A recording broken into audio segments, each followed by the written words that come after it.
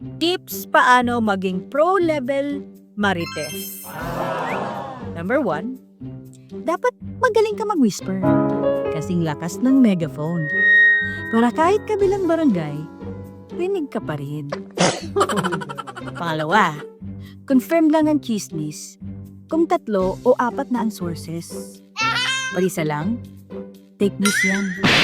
2, under verification. 3 o 4, matik breaking news. Speaking of breaking news, eto pangatlong tip. Pag breaking news, alam mo dapat ang role mo.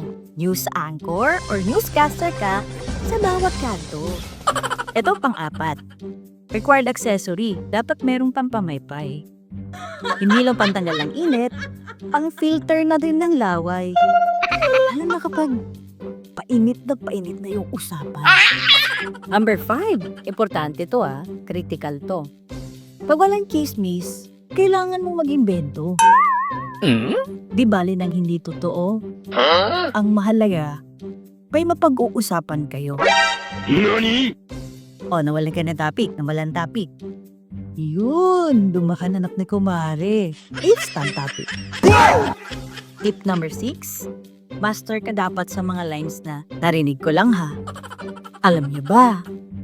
Prerequisite to At itong pang-7 ang tunay na marites ay memory card na mas malaki pa sa Google Cloud. Yung tipong ilang dekada na yung dumaan. Pero detalyado pa din pagdating sa ungkatan. Kung ini-evaluate mo na ang sarili mo sa mga tips na to, congratulations!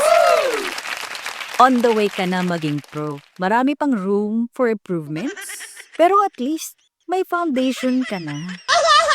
Oops! Huwag niyo akong ikukot kung umabot kayo ng baranggayan.